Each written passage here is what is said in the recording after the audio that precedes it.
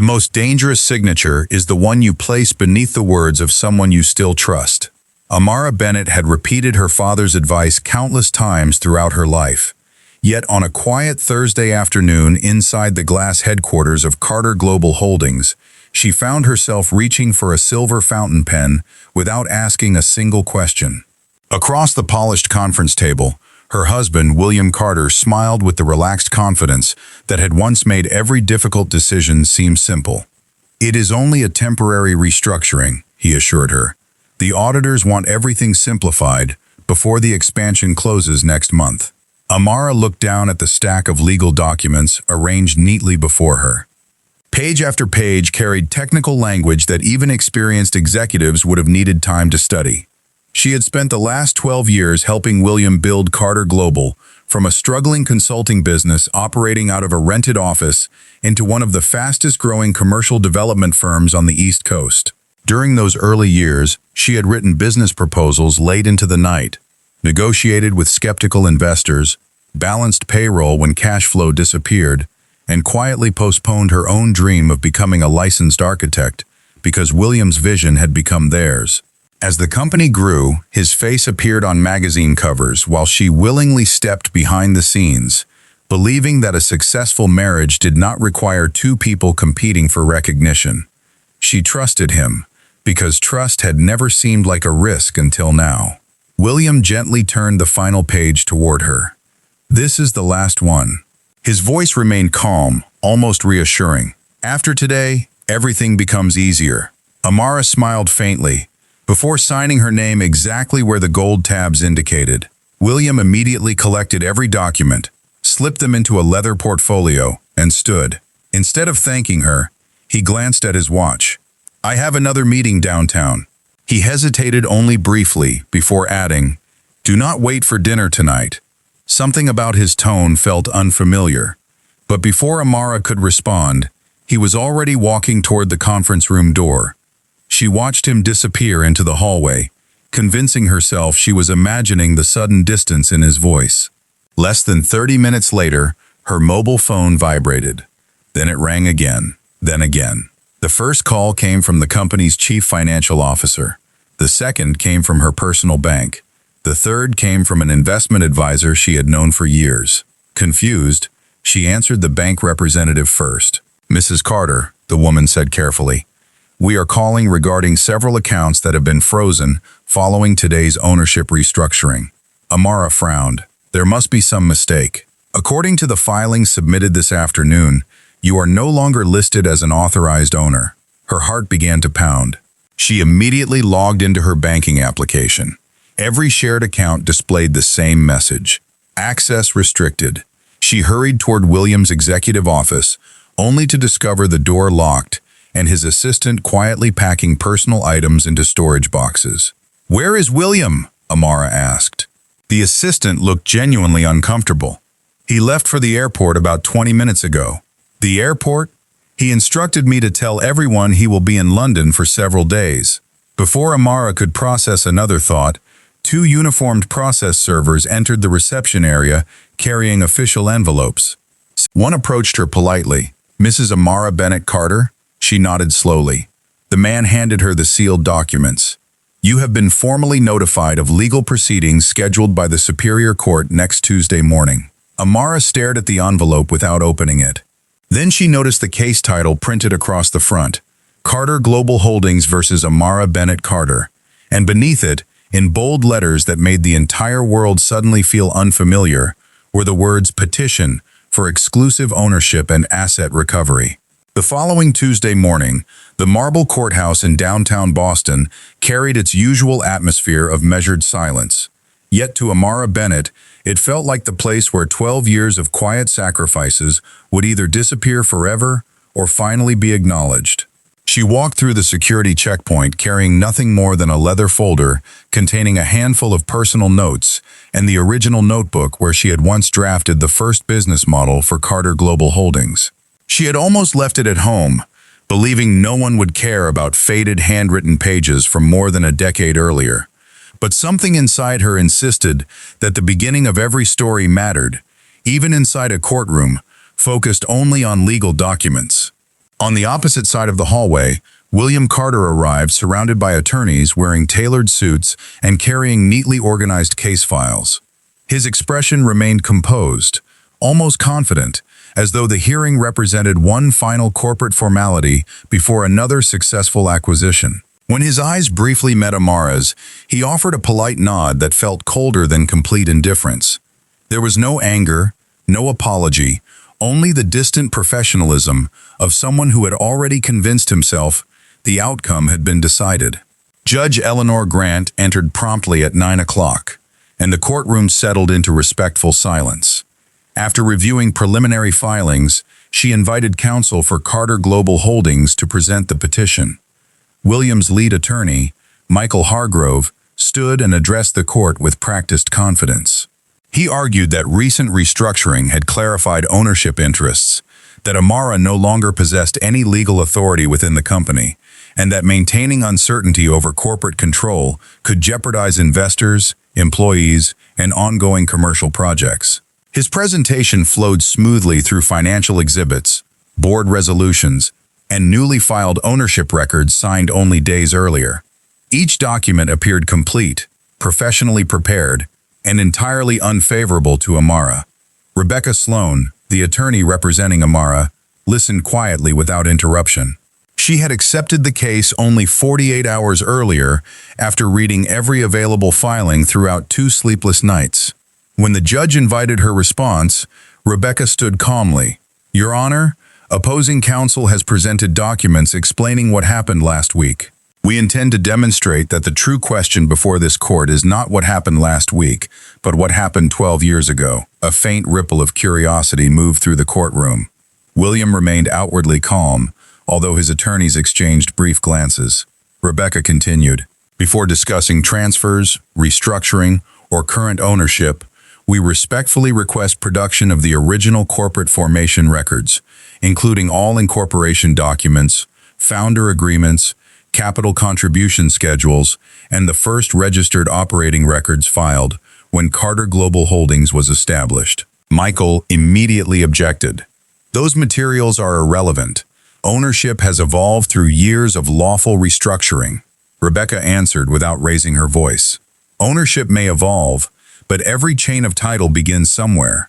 If the foundation is incomplete, every transfer that follows deserves careful examination."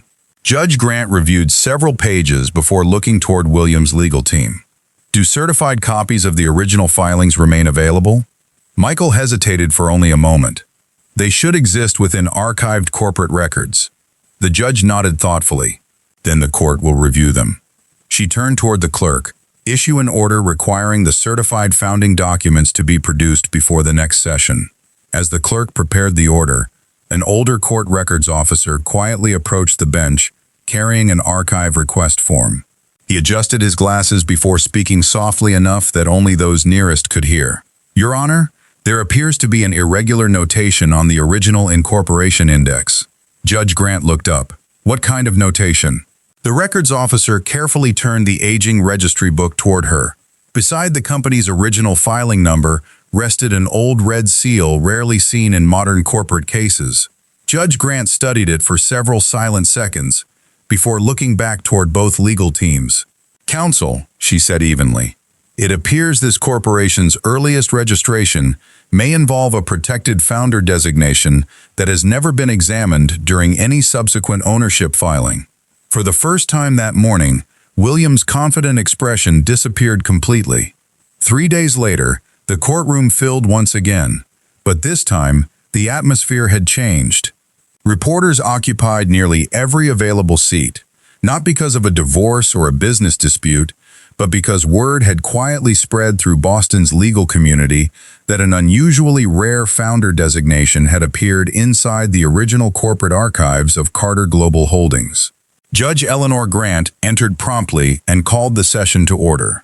A court clerk wheeled in 2 sealed archival containers, obtained directly from the Secretary of the Commonwealth's Records Division.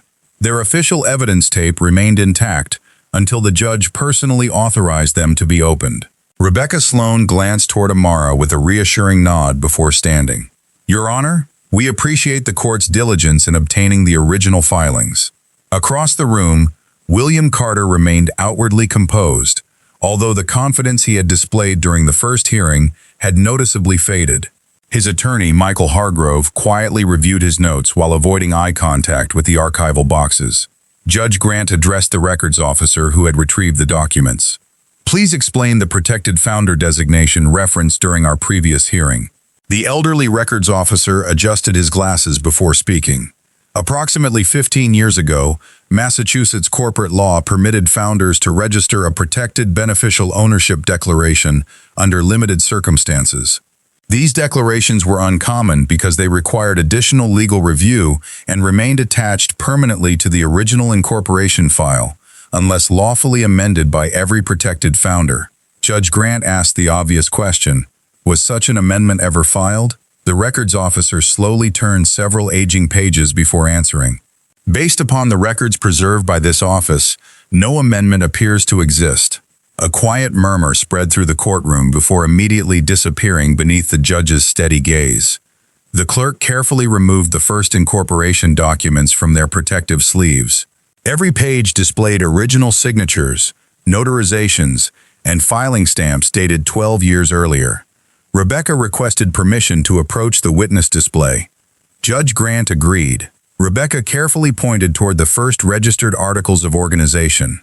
Would the court please note that the corporation's legal name remained Carter Global Holdings from its initial filing until today?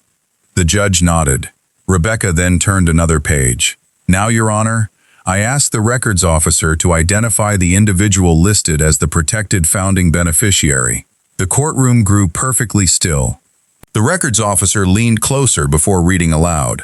Protected founding beneficiary, Amara Bennett. William immediately looked toward his attorney. Michael reached for the document, clearly believing an error had occurred. But after examining the page himself, his expression became noticeably unsettled. Rebecca continued without raising her voice. Would you also identify the registered operating manager listed beneath that designation? The records officer answered, William Carter. Rebecca faced the bench. Your Honor, operating manager and protected founding beneficiary are not interchangeable legal classifications. Judge Grant quietly reviewed the statute cited in the filing before looking toward Michael Hargrove. Counsel, did your restructuring petition disclose the existence of this protected founder registration? Michael hesitated. Our client understood himself to be the controlling owner. That was not my question, the judge replied calmly. Did the petition disclose this filing? After several uncomfortable seconds, Michael answered honestly, No, Your Honor. Rebecca placed one final document onto the evidence display. It was the handwritten founder contribution schedule, signed 12 years earlier. The court will also observe that the original intellectual property contribution, business development strategy, initial investor network, and commercial expansion plan were all legally assigned by Amara Bennett before the company accepted outside capital. William stared at the document in disbelief. He remembered those early months vividly, yet he had never paid attention to the legal language accompanying the paperwork they had signed together while chasing a shared dream. Judge Grant carefully folded her hands. The court now has substantial reason to question whether every subsequent ownership transfer complied with the original protected founder provisions. She turned toward both legal teams before issuing her next instruction. This hearing will continue after testimony from every surviving professional who participated in the corporation's original formation. As the clerk recorded the order, the courtroom doors quietly opened, and an elderly woman carrying a weathered leather briefcase entered under subpoena. When Rebecca recognized her, she smiled for the first time since the proceedings had begun. It was Margaret Ellis, the retired corporate attorney who had personally drafted Carter Global Holdings on the day the company legally came into existence. Margaret Ellis walked slowly to the witness stand, carrying the same weathered leather briefcase she had used throughout 4 decades of corporate law. After taking the oath, she carefully placed the briefcase on the wooden rail before looking toward Judge Eleanor Grant with calm professionalism. Your Honor, she began, I personally supervised the incorporation of Carter Global Holdings 12 years ago. I drafted every founding document admitted into evidence today. Rebecca Sloan approached the witness with a respectful smile. Mrs. Ellis, Do you recognize the protected founder designation discussed during the previous hearing? Margaret adjusted her glasses and nodded. Very clearly, I recommended it myself. A quiet murmur passed through the courtroom before fading into silence. Rebecca continued, "Why did you recommend that legal structure?" Margaret opened her briefcase and removed a yellow legal folder marked Original Client Notes. Because Amara Bennett was contributing something no ordinary shareholder could replace. She did not merely invest money. She transferred intellectual property, proprietary development models, investor relationships, and the complete strategic framework upon which the company was organized. Under Massachusetts law at that time, those contributions qualified for protected founder treatment if properly documented. Rebecca handed the witness the original incorporation papers. Whose idea was Carter Global Holdings? Margaret answered without hesitation. Amara Bennett's. William looked up sharply. Rebecca asked another question. Who prepared the first business plan? Amara Bennett. Who introduced the initial financing partners? Amara Bennett. Who negotiated the first commercial development agreement? Amara Bennett. Rebecca allowed several quiet seconds to pass before asking, what role did William Carter originally hold? Margaret turned another page inside her notes. He served as chief operating manager because he possessed stronger experience leading construction teams and managing daily operations. Both parties agreed that public leadership would be easier if William became the visible executive while Amara focused on long-term strategy and corporate development. William's attorney immediately stood. Objection. The witness is offering conclusions rather than facts. Judge Grant shook her head gently. Overruled. The witness is reading contemporaneous legal records prepared during incorporation. Margaret continued. I specifically advised both clients that the protected founder designation should never be removed without Amara's informed written consent after receiving independent legal advice. That requirement appears directly within the signed formation documents. Rebecca placed another exhibit before the witness. It contained copies of recent restructuring agreements signed only weeks earlier. Have you reviewed these filings? Margaret nodded. I have. Did they satisfy the legal requirements established during incorporation? Margaret slowly removed her glasses before answering. No, they reference ordinary ownership transfers but make no mention of the protected founder provisions. If these documents were executed without addressing the original designation, then they cannot fully resolve beneficial ownership under the governing structure established at formation. William stared silently at the witness. Memories from their earliest days together began returning with uncomfortable clarity. He remembered long evenings inside a small rented office where Amara covered entire walls with handwritten market analyses while he met contractors across the city. He remembered investors asking more questions of her than of anyone else because she understood every financial projection from memory. At the time, they had celebrated every milestone together without worrying about titles because they believed success belonged equally to both of them. Somewhere along the years, recognition had gradually followed William alone until even he had started believing the company had always been his achievement. Rebecca carefully removed one final item from evidence. It was a worn spiral notebook with coffee stains across its faded cover. Mrs. Ellis, do you recognize this? Margaret smiled softly. I certainly do. That notebook never left Amara's hands during incorporation meetings. Rebecca opened the first page and displayed it to the court. Across the top, written in Amara's unmistakable handwriting and dated nearly 13 years earlier, appeared the words, Carter Global Holdings. Beneath the title rested the original mission statement, the first organizational chart, and a detailed expansion strategy matching almost perfectly the multinational company now standing before the court. Judge Grant quietly examined the notebook before looking toward William's legal team. Counsel, she said evenly, the court now requires testimony from the original investors identified within these records. I believe their recollections may prove equally significant before any determination of lawful ownership can be made. The courtroom reached capacity the following week as attorneys, financial analysts, journalists, and former business associates quietly filled every available seat, each aware that the testimony scheduled that morning could redefine one of the largest privately held companies in the region. Judge Eleanor Grant entered promptly, and after confirming the presence of all parties, she called the first witness. A distinguished gentleman with silver hair and a measured stride approached the stand. "Please state your name for the record." "Richard Holloway," he replied, retired managing partner of Holloway Capital Ventures. Rebecca Sloan stood and smiled politely. "Mr. Holloway, were you one of the first outside investors in Carter Global Holdings?" "Yes, I invested during its earliest funding round nearly 12 years ago." Rebecca placed a copy of the original investment agreement before him. "Before making that investment, who presented the company's long-term vision?" Richard answered without hesitation. "Amara Bennett," Rebecca continued. "Who explained the financial model?" "Amara Bennett." "Who answered every question regarding projected expansion, risk management, and commercial development?" Richard smiled faintly as though remembering the meeting clearly. "Again, Amara Bennett." Rebecca paused before asking the question everyone expected. Why then did William Carter become the public face of the company? Richard folded his hands thoughtfully. Because Amara believed investors responded more quickly to a highly visible operations executive, while she preferred focusing on strategy and product development. She told us success mattered more than personal recognition. Across the courtroom, William lowered his eyes. Rebecca introduced another exhibit, a handwritten memorandum signed by Richard immediately after that first investment meeting. Judge Grant reviewed the document while Richard explained its contents. "I wrote this summary after meeting both founders. My notes describe Amara as the visionary architect of the business and William as the operational leader responsible for execution. Those roles complemented one another exceptionally well." William's attorney rose for cross-examination.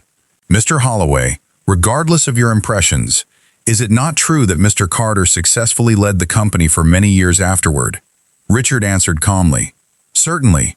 William became an excellent executive, but leadership after formation does not rewrite who originally created the enterprise." The courtroom remained silent as Rebecca called her second witness.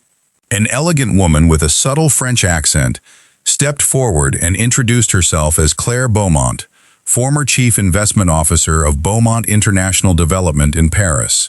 She smiled warmly upon seeing Amara for the first time in years. Rebecca asked, "Mrs. Beaumont, why did your firm invest in Carter Global Holdings?" Claire answered without hesitation. "Because of one extraordinary presentation delivered by Amara Bennett."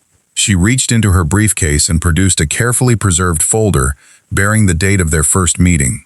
Inside rested the original proposal Amara had personally prepared. Every page contained handwritten revisions, architectural concepts, financial projections, and strategic market analysis. Claire continued, "My board approved a multi-million-dollar investment only after Amara explained how responsible commercial development could strengthen local communities while remaining financially sustainable. We trusted her judgment. William impressed us as an executive, but Amara convinced us to believe in the company's future." Rebecca walked toward the evidence table and unfolded a single letter discovered inside Claire's files. "Would you please read the highlighted sentence?" Claire adjusted her glasses before reading aloud. "Investment approval is contingent upon continued strategic leadership by founder Amara Bennett, whose long-term vision constitutes the primary intangible asset supporting our decision." A noticeable change crossed William's face. He remembered receiving the investment confirmation years earlier, yet he had never realized that condition appeared within the accompanying correspondence because Amara had handled nearly every negotiation herself. Judge Grant slowly closed the letter before addressing both legal teams. "The testimony presented today establishes a remarkably consistent pattern regarding the company's original formation and investor reliance." She paused before continuing. "However, one issue remains unresolved. The court must now determine whether the protected founder designation survived every subsequent restructuring or whether any lawful waiver was ever executed." End quote. At that moment, the court clerk approached the bench carrying a newly delivered certified package obtained from an off-site financial archive. Across its sealed front appeared the words "Original Founder Trust Documents," and neither legal team had previously seen its contents. The certified package remained untouched on the evidence table until Judge Eleanor Grant personally confirmed its chain of custody. Only then did the court clerk carefully cut the security seal and remove a series of documents preserved inside archival sleeves. Every page carried original notarizations, embossed certification stamps, and signatures dating back to the week Carter Global Holdings had officially been incorporated. Judge Grant examined the cover sheet before addressing the courtroom. These documents originate from the Independent Trust Administration Division that supervised the protected founder structure established during the company's formation. The courtroom fell completely silent. Rebecca Sloan rose slowly. "Your Honor, we request permission to examine the documents through the records custodian." The judge granted the request. An experienced trust administrator named Charles Donovan approached the witness stand after taking the oath. He had spent more than 30 years supervising complex founder trusts and corporate succession structures throughout New England. Rebecca placed the first document before him. "Mr. Donovan, have you previously seen this trust agreement?" He adjusted his glasses before answering. "Yes, I administered this file during the first several years after its creation." Rebecca continued. "Please explain its purpose." Charles nodded. "The founders requested a structure protecting the original intellectual property, strategic framework, and beneficial ownership attached to the company's formation. The trust existed to ensure those founding rights could never be transferred without strict legal requirements being satisfied." Rebecca asked the question that had slowly become the center of the entire case. "Who was identified as the sole protected beneficiary?" Charles answered without hesitation. "Amara Elise Bennett." William lowered his head. Rebecca placed another document onto the display. "Was William Carter listed as a beneficiary?" Charles looked carefully before replying. "No. He was identified as managing executive under the operating structure, but not as the protected beneficial owner." Michael Hargrove immediately stood. "Mr. Donovan, could those protections later have been removed through corporate restructuring?" Charles remained calm. "Only if the protected beneficiary personally executed a separate informed waiver before independent legal counsel and the trust administrator." Michael quickly asked, "Did that ever occur?" Charles slowly opened the trust record and reviewed every amendment preserved inside the file. Several quiet moments passed before he closed the folder. "No, there is no executed waiver. There is no amendment terminating the protected founder status. There is no legal record showing that Amara Bennett surrendered those rights." Quote. The courtroom became so quiet that even the turning of paper seemed unusually loud.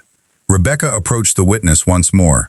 "Mr. Donovan, if no lawful waiver exists, what becomes of ownership transfers completed afterward?"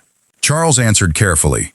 "Operational authority may change over time, but beneficial ownership protected by the original trust remains unaffected unless the governing legal conditions are satisfied. Based upon the documents before this court, those conditions were never fulfilled." William's attorney attempted one final challenge. "Is it possible the trust simply became obsolete as the company expanded?" Charles shook his head. "Trust law does not function through assumption. Legal rights remain in force until lawfully terminated. Growth does not erase the original governing instrument." William stared toward the evidence table as memories returned with uncomfortable clarity. During the company's earliest years, he had trusted Amara completely. Whenever attorneys presented complex legal documents, he usually focused on operational deadlines while she carefully reviewed every clause. As the business grew larger, he gradually stopped asking about the original legal structure because he believed later success had replaced earlier agreements. Now he realized those forgotten pages had quietly continued governing the company every single day. Judge Grant reviewed the trust agreement for several minutes before speaking. "The evidence presented thus far strongly suggests the court must distinguish between operational leadership and protected beneficial ownership." She turned toward both legal teams. "Before any ruling is issued, however, one final factual question remains. The court wishes to know whether Amara Bennett herself ever understood the legal protections created in her favor." Rebecca quietly reached into her trial folder and removed a sealed envelope discovered only the previous evening among Margaret Ellis's archived client correspondence. Across the front, written in unmistakable handwriting, appeared a single inscription dated 12 years earlier. to be opened only if ownership is ever challenged. Judge Eleanor Grant examined the sealed envelope for several quiet moments before turning toward both legal teams. The court has confirmed the authenticity of this correspondence through the original client archive maintained by Margaret Ellis. Unless either party objects on evidentiary grounds, the letter will be admitted. Neither attorney spoke. The silence itself seemed to acknowledge that every previous witness had brought the courtroom closer to one unavoidable truth. The judge carefully broke the aging seal and unfolded a single handwritten letter preserved in remarkable condition. "This document is dated 12 years ago," she said, before beginning to read aloud. "Dear Amara, if you are ever reading this letter, then the protections we created together have become necessary. When we formed your company, you insisted that William receive public leadership because you believed success shared between husband and wife did not require equal recognition. I respected your generosity, but I also believed your legal rights deserved equal protection. That is why I recommended the protected founder structure.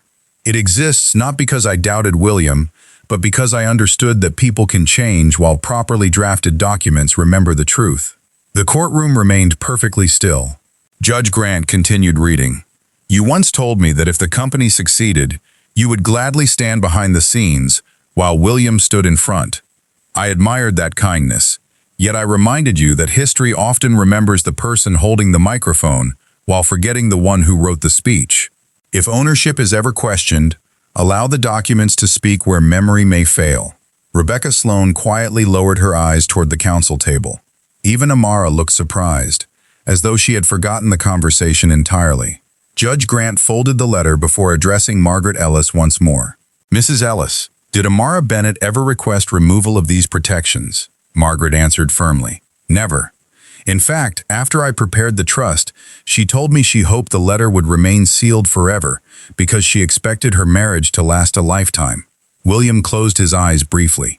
The words settled more heavily than any legal argument. He remembered those early years when neither of them measured contribution by titles or ownership percentages. Somewhere along the way, admiration had quietly become entitlement, and gratitude had slowly disappeared beneath success. Rebecca approached the witness stand one final time. "Mrs. Ellis, based upon your direct involvement, who legally remained the protected founder from the day the corporation was created until this morning?" Margaret answered without hesitation. "Amara Bennett."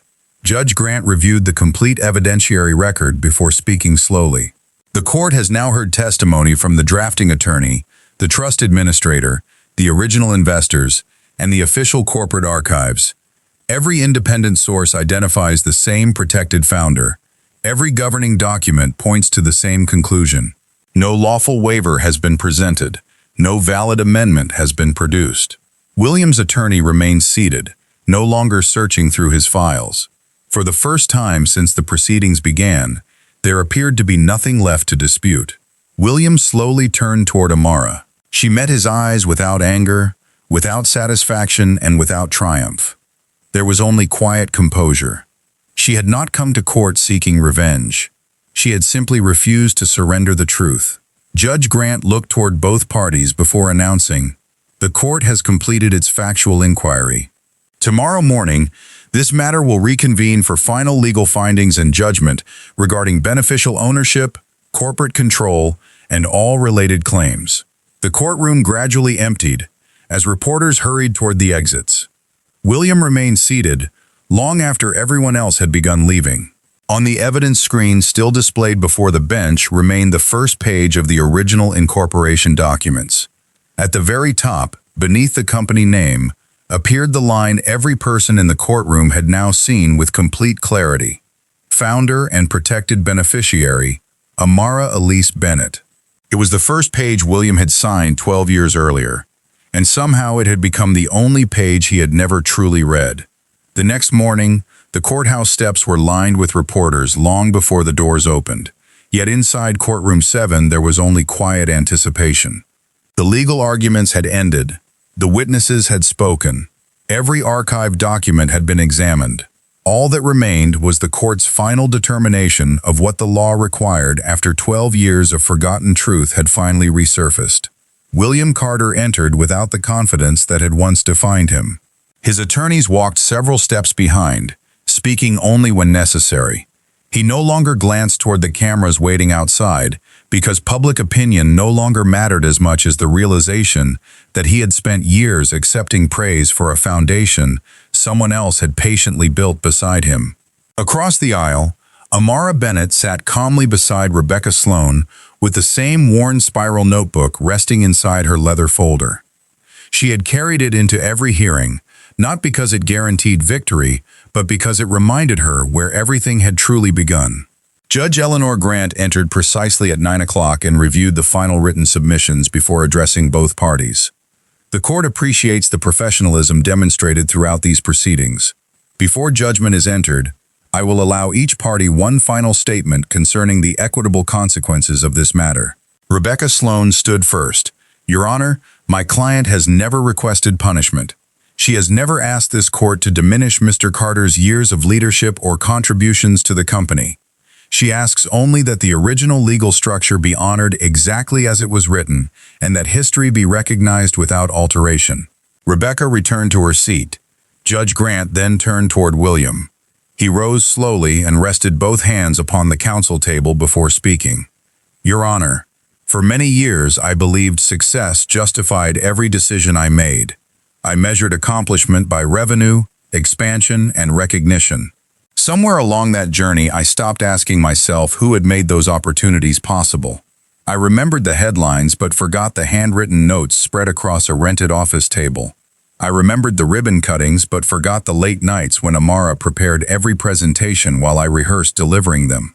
I believed visibility made me the founder because I was the face people recognized. I understand now that recognition and ownership are not the same thing. He paused before looking toward Amara. I cannot ask for forgiveness today. That belongs entirely to her. I can only acknowledge that the company I tried to protect was built upon trust I failed to protect. Silence settled across the courtroom. Judge Grant invited Amara to speak. She stood without emotion or celebration. Your Honor, I never wanted my marriage to become a legal case. When William and I started this company, we dreamed about creating opportunities for other families while building one of our own.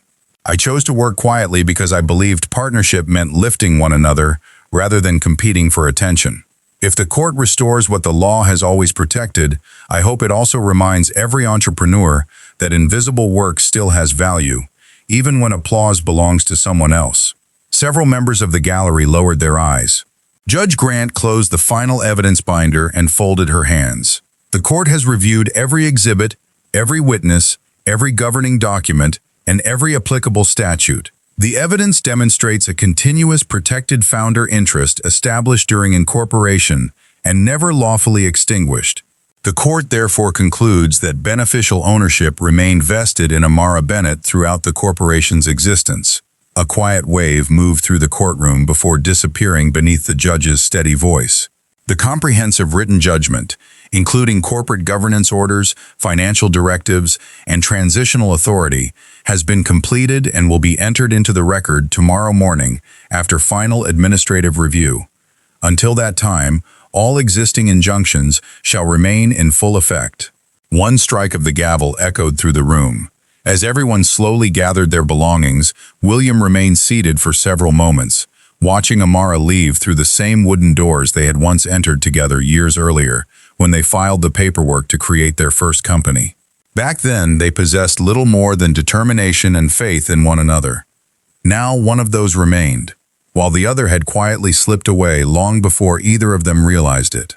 Outside the courthouse, reporters rushed toward the exits expecting dramatic reactions, but Amara offered none.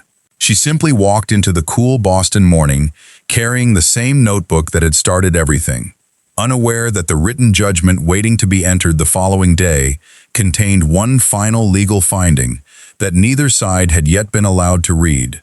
The courtroom was completely silent when Judge Eleanor Grant returned the following morning, carrying the written judgment that would close one of the most unusual corporate ownership cases anyone present had ever witnessed. She took her seat, reviewed the final administrative certifications, and looked toward both parties before speaking.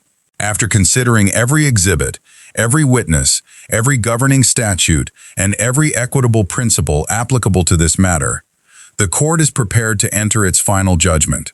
William Carter sat quietly beside his attorney, no longer surrounded by advisors or executives. Across the aisle, Amara Bennett rested both hands upon the worn spiral notebook that had remained with her from the first hearing until the last. Judge Grant continued.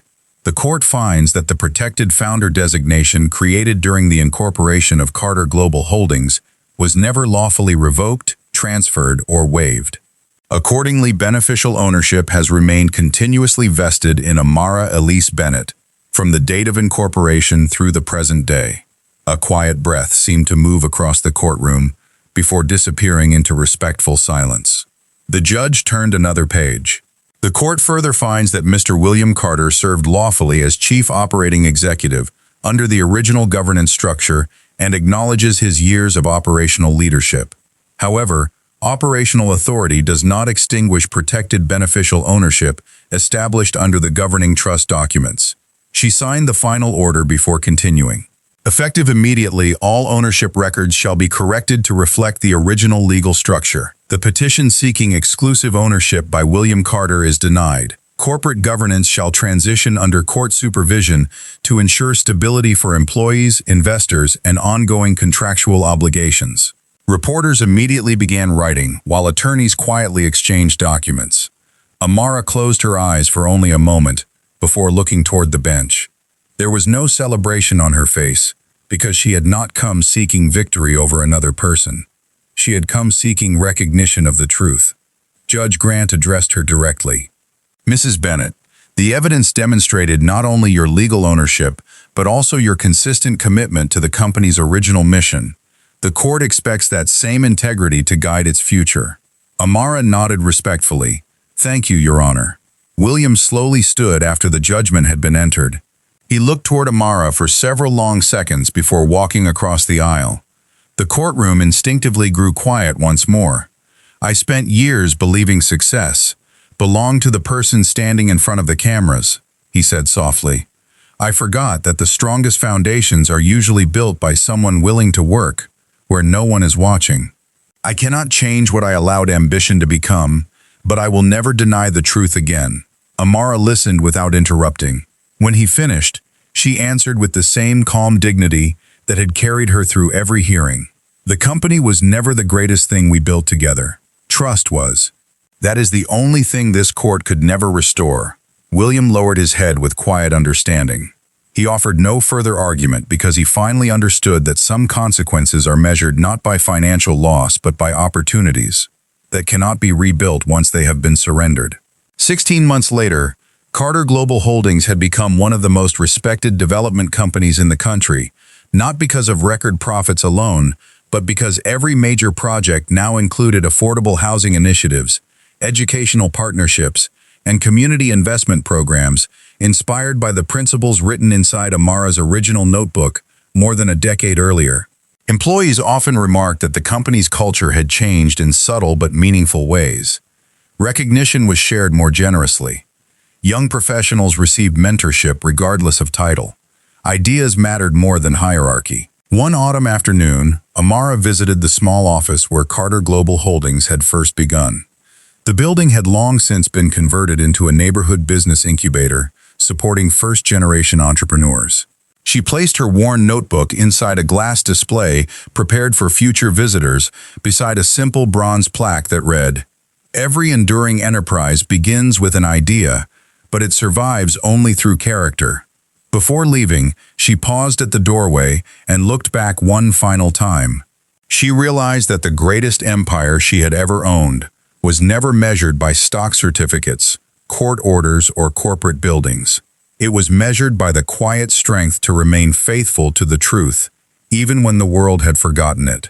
Because in the end, dignity became the only inheritance that neither success nor betrayal could ever take away.